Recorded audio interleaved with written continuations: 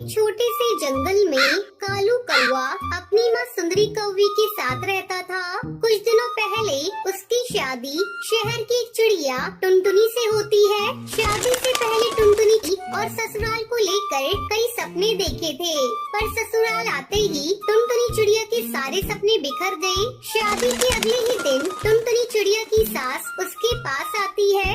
बहू, आज तुम्हारी पहली रसोई है, जा जाकर किचन में कुछ मीठा बना ले, तब तक मैं और कालू तैयार होकर आते हैं। टुनटुनी चिड़िया किचन में जाती है। अरे ये क्या, यहाँ तो मिट्टी का चूल्हा है, गैस स्टोव तो है ही नहीं। ओ माँ जी, जल्दी यहाँ आइए। क्या हुआ बहू, तूने इतनी जल्दी मीठा बना लिया? नहीं माँ जी, अभी कहाँ कुछ बनाया है। तो फिर चिल्ला क्यों रही हो? वो माँ जी, यहाँ गैस का चूल्हा तो है ही नहीं, मिट्टी का चूल्हा है। तो क्या हुआ बहू, बनता है, तू इसे जला और जल्दी से कुछ मीठा बना ले। लेकिन माँ जी, मुझसे इस मिट्टी के चूल्हे पर कुछ भी नहीं बनने वाला।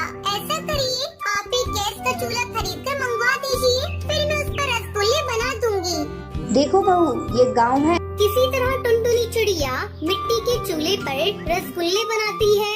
ये लीजिए माँ जी, मैंने रसगुल्ले बना लिए, खाकर बताइए ये कैसे बने हैं, फिर मैं कालू जी को भी देख कर आऊँ।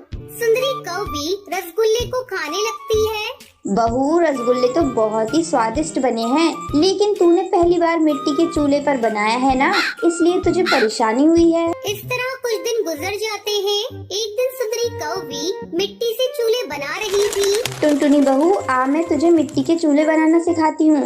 टुनटुनी चिड़िया अपनी सास से मिट्टी के चूल्हे बनाना सीखने लगती है।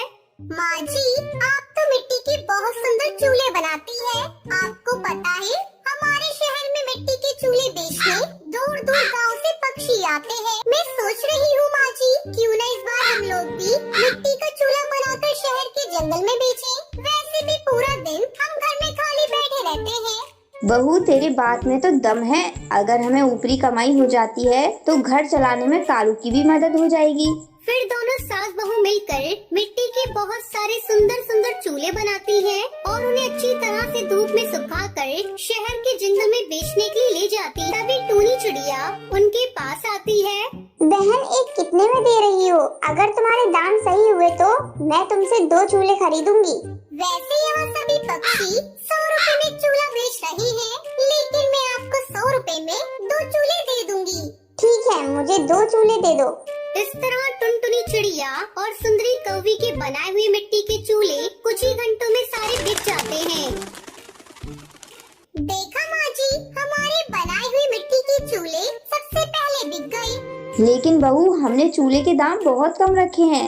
कोई बात नहीं माँ जी, जैसे जैसे हमारे ग्राहक बढ़ेंगे वैसे वैसे हम चूल्हे के दाम थोड़े थोड़े बढ़ा देंगे।